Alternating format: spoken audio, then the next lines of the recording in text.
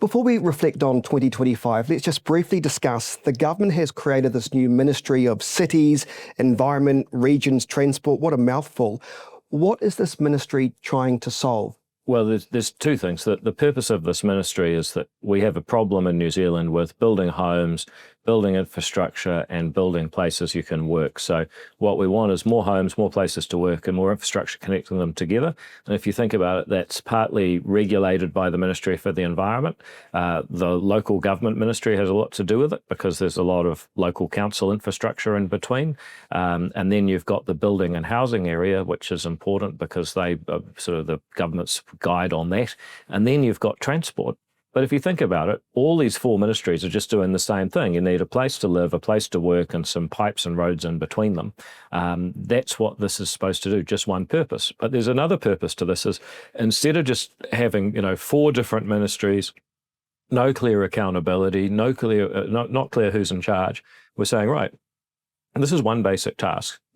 The regulation, the pipes, the roads, the houses, all going to be done by just one organisation with one person in charge and one person accountable. We need to do that across government because when you've got 82 portfolios, 41 ministries, 28 ministers, it's really hard to see who's actually responsible when things go wrong and who to praise when things go right. So this is actually something we should do a lot more of. We should merge a lot more ministries. We should have far fewer ministers, fewer people who are accountable for doing basic things that are well defined. And I think this is a really good step in the right direction. I heard recently the comparison between New Zealand and Ireland having far fewer ministries and ministers. I could not believe how many ministries we do have in New Zealand. Do you think we should cut them in half? Yeah, roughly, yep. We've got 41 departments. We've also got a lot of ministers who have portfolios that aren't actually responsible for a department and a budget. So there's a minister for Auckland, for example. Now, good on Simeon Brown, but there is no Auckland department. There's no Auckland budget line when the government does its budget.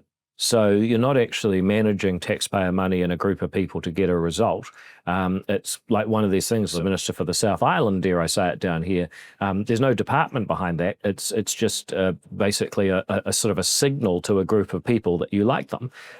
That's not what government should be about. So I would cut back portfolios and say portfolios only linked to departments. That gets you down to 41. And then I'd say, well, do we really need this many departments? The MCERT example shows you that you can actually dramatically reduce the number of ministries and actually end up more focused on the thing you're trying to deliver. You have said that you will never move on from the idea that we are all equal. I can't believe that made headlines. Yeah, well, you think about what the alternative is, that we should all move on and become proponents of discrimination. I think that's wrong, but it does show, I think, how far things have shifted since the post-World War II consensus. Some people call it boomer liberalism, where we said, look, after all the terrible things that happened in the first half of last century, we said, look, never again. We are going to commit ourselves to things like the Universal Declaration of Human Rights that says all people have a basic equal right to think their thoughts, live their lives, speak their mind, and as long as you're not harming anyone else, good on you. We seem to have moved to a paradigm where your membership of a group matters more than your inherent value as an individual. And of course, the problem with subsuming people's identity into a group is that you get to a point where people don't actually have a value in and of themselves. They're just a faceless member of a group. And unfortunately, that one of the symptoms of that is what we've seen over in Bondi this week. So how do we change that? How do we bring people together in 2026 so that we're not facing identity politics and we're not seeing that as a bad thing? Well, I read a piece in the newspaper this morning. It was a person who said, I'm a secular left-wing Jewish academic. I moved to New Zealand 6 years ago. I've never seen more anti-Semitism. And then they said, part of the reason for this is that when people talk about race and culture in New Zealand, it's as though there's only two, even though we're actually a multicultural society. And I would say, look, until we get to a reality where we have a story about New Zealand that includes everybody, then we're going to remain divided. But I think we have a good story which happens to be true.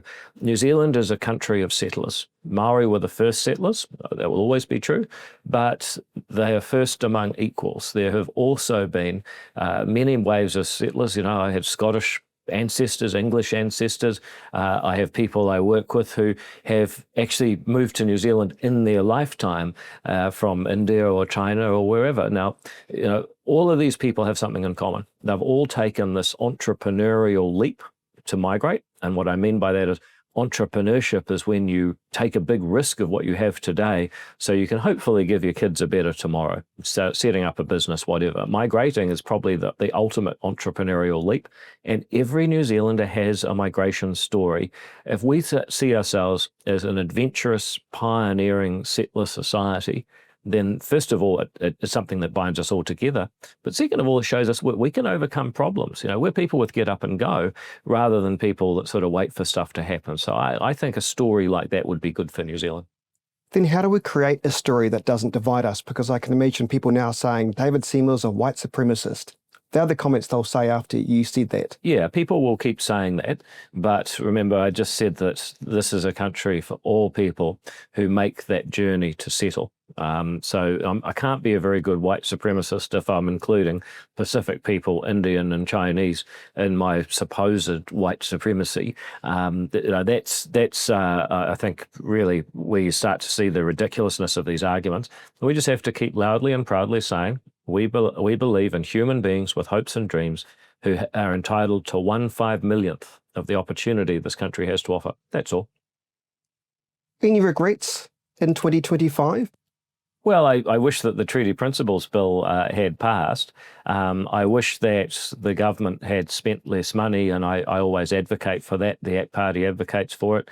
Obviously, we support where we got to, but you know, every year we try and argue that we need to cut spending in order that we can eventually cut taxes again, because a lot of people are doing it very tough. And so long as the government is consuming as much as it does, the people eat less. The irony about the Treaties Principle Bill, though, is couldn't you easily argue that that divided people? I mean, we saw a huge march in Wellington where people didn't like what you were saying. Yep. So people make that argument because as far as they're concerned, the right way for New Zealand to be is tangata whenua and tangata tiriti. And when I say, no, sorry, we're all just settlers with 1/5 millionth of the opportunity, of course people will say, hang on a minute, yesterday I was special, now you say I'm just equal to everyone else. That makes people angry. But the alternative, you know, I always ask, what's the counterfactual? The counterfactual is if I didn't do it, then we would keep going down this pathway and eventually people would get very upset about the future of their country. What are you most proud of in 2025? Oh, the ACT team. You know, I was a rugby coach for 7 seasons. I loved bringing together strong teams, not just a team of players, and we've got some great players in ACT, but having a playing team, because I always told my guys in the rugby and girls, I coach both, you know, a playing team will beat a team of players. And I look at what Brooke's done with the Holidays Act, what Simon's done with the Resource Management Law, probably the biggest thing that's happening, and Nicole McKee with the Arms Act and anti-money laundering and getting the courts to go faster. You know, Andrew Hoggard is basically a one-man defence force keeping out pests, now taking on the yellow-legged hornet. And Karen Chua has just got this incredible story of a victim of SIPs now in charge of Oranga Tamariki cleaning it up. This year she's been to all 68 of the Oranga Tamariki facilities. Most of them, they're shocked because they've never seen their minister visit their facility. Karen's taken that on and done it. So very proud of our team. The political landscape has changed because once upon a time when you said the ACT Party, it was just David Seymour. Once upon a time when you said New Zealand First, you'd think Winston Peters. But both the parties now are well represented by pretty high profile MPs, aren't they? Well, I think one thing that's changing is that, you know, we go into the Christmas break and both ACT and New Zealand First, depending on your favourite poll, are polling higher than we were polling in the election night in 2023. Now, traditionally, if you were a third party, you'd go into a big government and you would get swallowed and disappear. That hasn't happened this time. I think in fairness to them, the Greens were kind of the pathfinder because it looked like they would get destroyed in Jacindomania, but they managed to survive that. I thought you were going to say they managed to destroy themselves. Well, yeah, they've now taken it. Yes, they've now trying to do that too, but somehow their voters are very forgiving. There's now a case that New Zealand as a country, after 30 years of MMP, when we sort of had a multi-party system, but it was really a two-party system with sort of a cast of characters that came and went. I think you're now seeing, at least a five-party system that is stable. What is your relationship like with Winston Peters? Functional. I mean, we functional. Yeah, well, I've heard that response before. Well, I'm not going to claim that we're best friends, but we get stuff done. And I always say to people, look, this government has passed more legislation in its first 2 years than any other parliament's passed in 3. Now, some people say, well, we don't like you going that fast, or we don't like the laws you passed. And okay, I can accept that. But just to take the key point here is that we can't be fighting each other like cats in a sack all day and managing to get all of that work done, unless, of course, we're really efficient, we have time to fight and pass legislation. But I would suggest that it's just that we're functional and effective at getting stuff done. The latest political poll is bad news, perhaps for the government. It's bad news particularly for National, not so much bad news for ACT. What are voters seeing differently between the National Party and ACT? Well, I think in the case of ACT, our thing is that we take tough positions on principled bases and we stick with them in the long term. So if you look at just this quarter, the methane targets, I was the only one to vote against the Zero Carbon Act. It's still there, but those key targets have been halved so people can keep farming. That's a massive victory. The earthquake strengthening laws put in place, massively expensive, massively complicated, including in places that have next to no earthquake risk. We're now removing that, or at least removing most of the country from that. That's a massive win. It's cost billions of dollars in the meantime, but ACT was right in 2016, and we're right now. You look at the resource management reform. When I got into Parliament, we said, look, we want to do something with you, National, change the RMA just a bit. They said, nah, not interested. Now we're actually replacing the whole thing, holus bolus, on the basis of property rights, as ACT campaigned for. It's all about the Arms Act. We took a hard position on that. Now Nicole McKee's changing it. So, there's quite a few more examples. I won't go on and on, but we drive change. We take principled positions based on what's best for New Zealand, and we drive the change. We're very proud of that. Here's a backhanded compliment. When I spoke to people saying I was going to interview you today, what came up time and time again from people was it feels like you and Winston Peters are running the country, not Christopher Luxon. Have you had that feedback before? And what do you say to that? Well, I see people say all sorts of things on social media, but I just want to say to them, if we were running anything, it would be the government. You are running the country. It's the people of New Zealand who run their own lives. The government is just part of that. So I always reject that language. But no, I think, we've got 3 leaders in a coalition that is functioning well. Chris makes his contribution and it's a very good one. How do you rate his prime ministerialship over the past year? Well, you look at the challenges, I would actually rate it highly. If you look at the challenges, first of all, it is hard.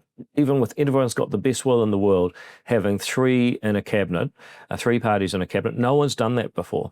His own party was in chaos before he started leading it. And the economy has been tough. I mean, it looked like we were ready for a recovery at the start of this year. And then you had the Trump tariffs basically knock the world economy for 6. And yet, we're now, after a long, hard winter, starting to see buds of optimism this spring. So, it has been hard. But I think altogether, I think he's done very well. You taking a break over Christmas? Yeah, no, can't wait. I'm got to do my Santa sack routine, hand out the chocolates around the Epsom electorate in the next few days, then I'm off. What are you going to do? What do you do on your day off? Oh, well... How do you relax? Well, at the end of every year, I just sleep massively. The first year I was in Parliament, I slept for 14 hours. And I just I was like a sort of a snake in a... Not at Parliament? No, I was at home. I just emerged for about 15 minutes to go out and get a pizza from the front door, which I then took back into bed and devoured and slept for another 7 hours, like some sort of weird snake. So, that's That's me. Probably a lot of sleeping on the first day. Then we'll think about it. You're going to give your cat a Christmas present? Oh, The cat featured in our interview? Sam Manumate. We got an update there. He was very disappointing. We called him Manumate because we looked at his jumping, which was very good, and we looked at how he observed birds. He is yet to kill a single bird, but he is a devil when it comes to lizards. So we're constantly trying to get lizards out of the house, much to his disappointment. But I'm sure there'll be something under the tree for Sam Manumate. Good. Well, I wish you a safe and happy Christmas and look forward to speaking to you again next year. Thank you for your time. Pleasure. Thanks, Chris. All the best.